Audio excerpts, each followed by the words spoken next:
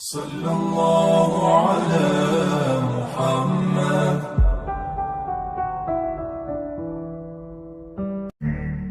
میرے نبی کریم صلی اللہ علیہ وسلم نے فرمایا جو عورت بن سنور کے بازار جائے، اب تو خیر بیویاں برقع پہن کے جاتی، برقعے پہ بھی کڑھائی کی ہے، برقعے پہ بھی کام کرایا، برقعے پہ جو کام اور نقش نگاری ہوئی ہے وہ 10,000 کی ہے۔ برقع پردے کے لیے پہننا تھا، دکھانے کے لیے۔ یہ کیسا برقع ہے کہ اس نے برقع بھی پہنا ہوا ہے اور برقع بھی اس نے فیشن والا پہن لیا ہے؟ یہ کس طرح کا؟ اس تو پردے کو پردے کی ضرورت پڑ گئی۔ میرے حبیب پاک علیہ السلام نے فرمایا بلا ضرورت، عورت کو اجازت ہے بیمار ہو تو ڈاکٹر کے پاس جائے، عورت کو اجازت ہے ضرورت پڑ جائے گھر میں سودا سلف نہ آتا ہو تو لینے چلی جائے، عورت کو اجازت ہے اگر گواہی کی ضرورت پڑ جائے تو پردہ کر کے قاضی عدالت کے پاس گواہی دینے جائے، عورت کو اجازت ہے حج پہ جائے، عورت کو اجازت ہے عمرے پہ جائے، عورت کو اجازت ہے کہ اگر کسی وقت جہاد کے لیے عورتوں کی ضرورت پڑ گئی تو حضرت فاطمہ اور جناب عائشہ کی سنت ادا کرے، جہاد کو جائے۔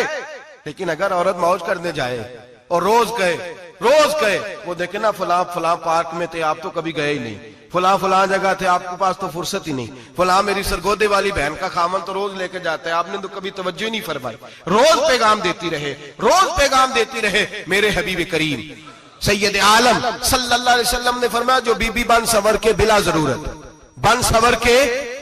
ضرورت بازار جائے، نبی پاک علیہ السلام نے فرمایا ایک قدم وہ اٹھائے گی تو اس پر اللہ کی لعنت برسے گی، فرشتوں کی لعنت برسے گی، زمین والے لعنت برسائیں گے، آسمان والے لعنت برسائیں گے۔ اور میرے حبیب بولے تو فرمایا جب اللہ کی لعنت برسے گی تو میں بھی اس بی بی پہ لعنت ہی کروں گا جو بی بی بن سنور کے جائے۔ اور آگے سن لیں، میرے حبیب نے فرمایا اگر اس کا خامد راضی ہو اس کے بن سنور کے بازار جانے پہ، آپ ناراض ہو جائیں، اللہ کرے اس بات پہ ہو ہی جائیں اور اللہ کرے بدل جائے نظام، جو خامد خود میک اپ کرا کے تیار کرا کے پارٹی میں لے کر کے جائے، جو سامنے والی فرنٹ سیٹ پہ خود بغیر نقاب کے اس کو بٹھائے، جو موٹر سائیکل کی پشت پہ خود تیار کرا کے بٹھائے اور جو خود کہے تو چلی جانا، جا تو شادی بھی تو دیکھا، فلاں کام بھی تو کرا، میں آزاد ہوں۔ میرے حبیب نے فرمایا جس کی بیوی بن سنور کے جائے، جس کی بیوی میک اپ کر کے جائے، چیلم پہ بھی بیوٹی پارلر سے ہو کے جاتی ہے، جس کی بیوی بن سنور کے نکلے وہ راضی ہو، وہ خوش ہو۔ بعض ایسے منع کرتے ہیں، ناراض ہوتے ہیں، وہ گناہ صرف عورت کے ذمے ہے، لیکن اگر عورت بن سنور کے نکل رہی ہے اور خامد راضی ہے، وہ کہتا ہے ہاں ہم ماڈرن ہیں، ہم جدید دور کے ہیں، ہاں جدت اسی کا نام ہے، ہاں تو لوگوں کو پتا کیسے چلے گا ہمارے پاس پیسے ہیں، کیسے پتا چلے گا کہ 3 گاڑیاں ایک ابا جی کے پاس ہے، ایک بیٹی کے پاس ہے، ایک بیوی کے پاس ہے، کیسے پتا چلے گا کہ ہم بہت تعلقات والے ہیں، ابا جی فلاں شادی پہ، بیٹی فلاں گھر میں اور بیوی فلاں گھر چلی گئی، ہمارے تعلقات زیادہ ہے اس لیے ہمیں زیادہ جانا پڑتا ہے۔ میرے حبیب کریم علیہ السلام نے فرمایا عورت بن سنور کے جائے، خامد راضی ہو، وہ جتنے قدم اٹھائے گی اتنے ہی اپنے خامد کے لیے جہنم میں مکان تعمیر کرے گی۔ فرمایا اس کے خامد کے لیے اتنے مکان دوزخ میں تیار ہو گئے، وہ جلایا جائے گا، وہ تپایا جائے گا، وہ جہنم کی آگ کا ایندھن بنے گا۔ اور میں نے شاید آپ کو درجنوں بار حدیث سنائی ہو، میرے کریم رسول نے فرمایا بی بی ایک ہوگی پر 4 آدمیوں کو جہنم میں لے کے جائے گی۔ یا رسول اللہ کس کو؟ فرمایا باپ نے پردے کا نہیں کہا تو باپ بھی دوزخ میں جائے گا، اگر بھائی نے پردے کا نہیں کہا تو وہ بھی دوزخ میں جائے گا، شوہر نے پردہ نہیں کرایا تو وہ بھی جہنم میں جائے گا۔ وہ بیٹا جو کہتا تھا نا 1.25 لاکھ کا موبائل لینا ہے تو اماں نے گھر کے اندر شور ڈال دیا، مجبور کیا، خامن کو لے کر کے دیا، اس بیٹے سے پوچھا جائے گا تو ساری ضدیں اماں سے منواتا تھا، یہ تو نے کیوں نہیں کہا پردہ کر لے؟ اور اب تو بی بی ذرا 40 سال کی ہوتی ہے تو کہتے ہیں میری خیر ہے میں بوڑھی ہو گئی ہوں، میری خیر ہے، روٹیاں ساری کھاتی ہوں، باقی سارے کاموں میں جوانوں کی طرح ہوں، پردہ نہیں میں نے کرنا، میری خیر ہے، فلانا تو میرے بیٹے کی طرح۔ ظلم کی حد ہے، ظلم کی حد۔ کزن ایک دوسرے سے ہاتھ ملاتے، کزن وہ کس مصیبت کا نام ہے؟ کہتے ہیں یہ بھائی ہے، او بھائی یہ بھائی ہوتا تو اس سے نکاح ناجائز ہوتا، اب چونکہ اللہ نے اس کے ساتھ نکاح کو حرام رکھا ہے تو یہ تمہارا بھائی ہو سکتا؟ میرے رسول کریم صلی اللہ علیہ وسلم نے فرمایا سور نجس العین ہے، کتا بالکل ناپاک نہیں ہوتا، کتا بھیگ جائے تو بعد اوقات ناپاک ہوتا ہے، یا کتے کے منہ سے تھوک نکلے تو ناپاک ہوتی ہے، سور نجس العین ہے، پورا ناپاک، خشک بھی ہو تو ناپاک ہے۔ میرے حبیب پاک علیہ السلام نے فرمایا ایک سور ہو وہ پہلے ہی ناپاک، اور دوسرا پھر وہ سور گند میں لپٹا ہوا ہو، غلاظت اس سور کو لگی ہوئی ہو، فرمایا ایک تو سور جو نجس العین ہے اور پھر وہ گند میں لپٹ جائے، غلاظت میں بھر جائے، اس کے پورے وجود کو گندگی لگ جائے. فرمایا وہ سور گندگی اور غلاظت میں لپٹا ہوا تیرے جسم سے لگ جائے تو اتنا برا نہیں جتنا غیر محرم عورت کا وجود تیرے وجود سے لگ جائے تو برا ہے.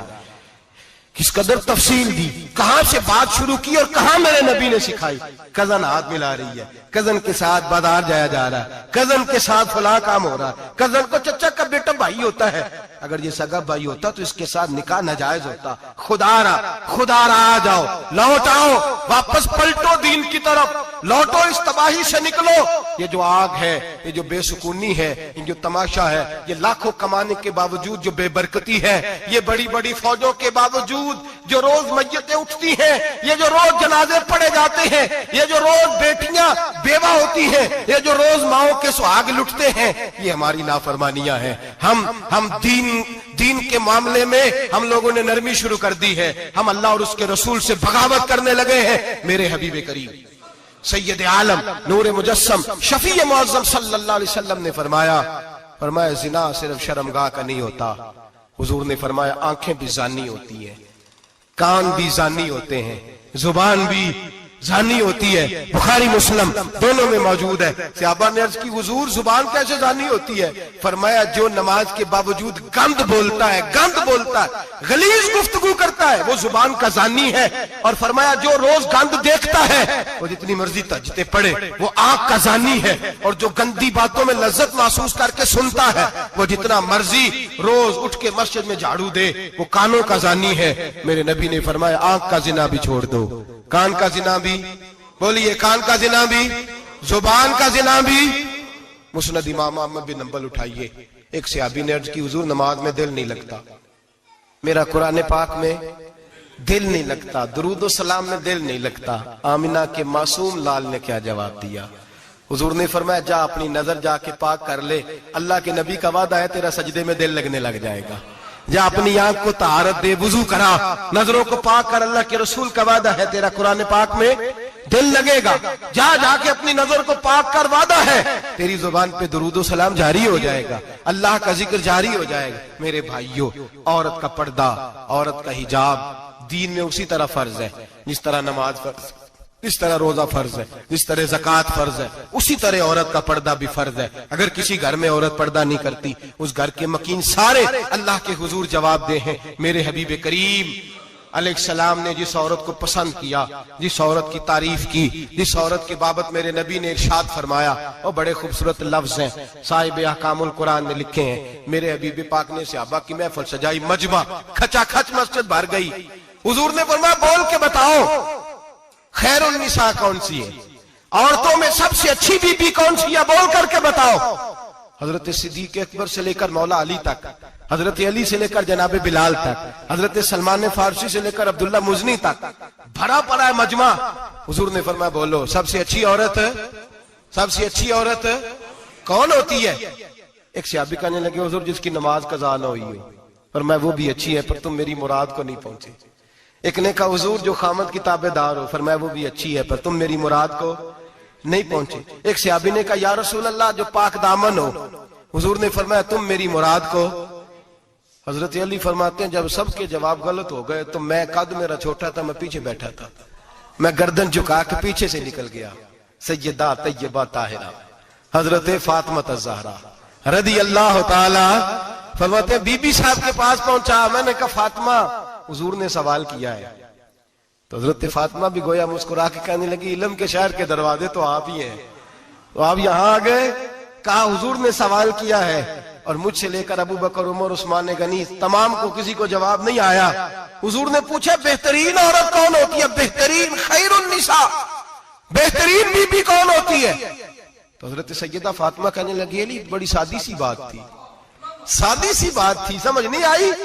کہ فاطمہ بتلا دو اتنی سادی ہے. تو حضرت فاطمہ کہنے لگی سب سے بہترین عورت وہ ہوتی ہے نہ کبھی غیر محرم نے وہ بی بی دیکھی ہو. اگلے جملے بھی یاد رکھنے، نہ کبھی غیر محرم نے وہ بی بی دیکھی ہو. اور فرمایا نہ اس بی بی نے کبھی کوئی غیر محرم دیکھا ہو. صرف مرد پہ پابندی نہیں کہ وہ عورت نہ دیکھے، فرمایا عورت پہ بھی پابندی ہے کہ وہ بھی غیر محرم کا چہرہ نہ دیکھے. فرمایا بی بی نے بھی غیر محرم نہ دیکھا ہو, وہ خیر النساء ہے, وہ سب سے اعلیٰ. حضرت علی کہتے میں جھٹ سے آیا, پیچھے بیٹھا, بات ابھی جاری تھی, میں نے ہاتھ کھڑا کر دیا. میں نے کہا حضور میں بتاؤں؟ نبی پاک نے فرمایا بتلاؤ. تو کہتے میں نے کہا حضور بہترین بی بی وہ ہوتی ہے جس نے نہ کبھی غیر محرم دیکھا ہو اور نہ غیر محرم نے کبھی اسے دیکھا ہو. علی فرماتے ہیں میں نے جواب دیا تو میرے رسول کی آنکھوں میں آنسو آ گئے. حضور روئے اور فرماتے ہنستے مسکراتے اچانک صحابہ کے آنسو برسنے لگے. مجمع پہ کیف سا طاری ہو گیا, آنکھیں برسنے لگی. ہم لوگ حضور کے رونے پر سکتے میں آ گئے. نظر اٹھائی تو جواب تو میں نے دیا تھا, تعریف میری ہونی چاہیے تھی, شاباش مجھے ملنی چاہیے تھی. میرے حبیب نے رو کے آنسو پوچھ کے فرمایا میں تمہیں کہتا نہیں الفاطمہ تو بدعۃ منی, فاطمہ واقعی میرے جگر کا ٹکڑا ہے, فاطمہ میرے وجود کا حصہ ہے, میں تمہیں کہتا نہیں رہتا. کہا فاطمہ میرے جگر کا ٹکڑا ہے. حضرت علی فرماتے ہیں صحابہ میری طرف دیکھنے لگے اور کہنے لگے علی جواب تو دے, شاباش بی بی صاحبہ کو ملے. تو کہتے ہیں میں نے کہا حضور روئے ہیں تو آنسو میرے بھی چھلک ہی پڑے ہیں. فرمانے لگے لفظ میرے ہیں پر سوچ اس بیٹی کے ہے جس کی تربیت محمد عربی نے فرمائی ہے. فرمایا جملے میرے ہیں, ناقل میں ہوں, بات میں بیان کر رہا ہوں, لیکن پیچھے سوچ اس نور والی بیٹی کی ہے جس کو اپنے گھر کے اندر رہ کے آنگن میں رکھ کے رسول پاک نے پرورش فرمائی. حضرت فاطمہ فرماتی ہیں حضرت علی میرے پاس دوڑے آئے اور کہنے لگے فاطمہ چل مسجد, پتہ نہیں حضور کو کیا ہو گیا. حضور رو رو کے بحال ہو گئے اور حضور حجرے میں رو رہے ہیں اور ہچکیوں کی آواز مسجد میں آ رہی ہے. چل ذرا چل کے حضور کی بات دیکھ کیا ہوا ہے, ہماری تو طاقت نہیں اندر جانے کی. سیدہ طیبہ طاہرہ حضرت فاطمہ جھٹ سے پردہ اوڑا, حاضر خدمت ہوئی, اندر گئیں. کہتی ہیں حضور کے کندھے پہ ہاتھ رکھا تو محبوب بیٹی کے ہاتھ کی ٹھنڈک محسوس کی, سر سجدے سے اٹھایا. فرمایا فاطمہ آ گئی ہو؟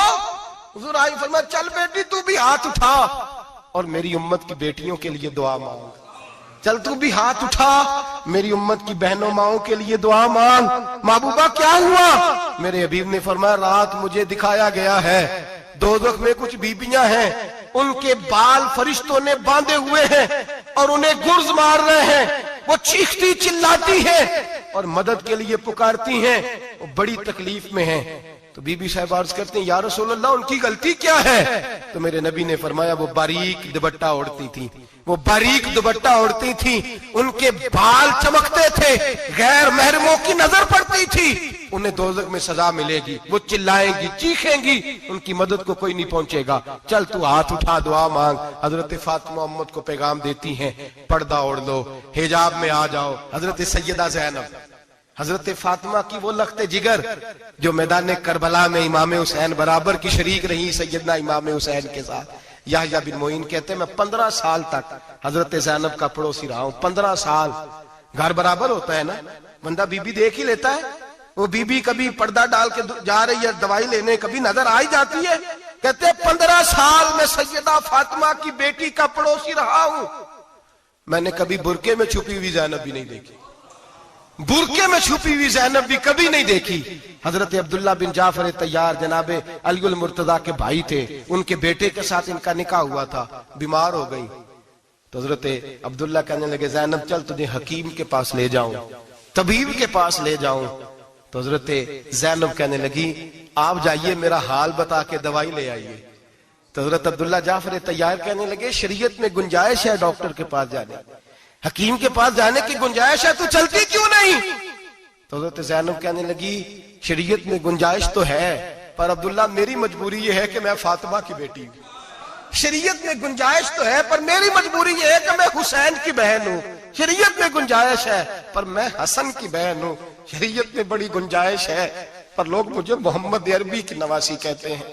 گنجائش تو ہے پر میں نہیں نہ نکل سکتی, اس لیے کہ جتنا کوئی اپنے آپ کو دین کے قریب جانتا ہے اتنا اس کے پیروں میں شریعت کی زنجیریں زیادہ ہوتی ہیں. تو جناب سیدنا عبداللہ کہنے لگے اگر تو پردہ کر گئی, اگر تو چلی گئی, تو فرمانے لگے یہ تو اللہ کی مشیت ہے, تو دوائی لا دے تاکہ میں کھا لوں, اور اگر میں چلی گئی تو میں اپنی ماں سے جا کے کہوں گی کہ اماں ساری تکلیفیں میں نے چھاتی پہ برداشت کی ہیں پر میں نے تیرے پردے پر آنچ نہیں آنے دی. میرے بھائی یہ اسوہ نور ہے, یہ اسوہ حسنہ ہے, یہ ہمیں سکھایا جا رہا ہے. میرے حبیب کریم کی بیویوں کا یہ حال تھا. بیویوں کا اپنے گھر کے آنگن میں حضرت عائشہ صدیقہ، حضرت سودا، جناب حفصہ اپنے سین میں جب بیٹھتی تھی نا تو دیوار کی طرف منہ کر کے بیٹھتی تھی.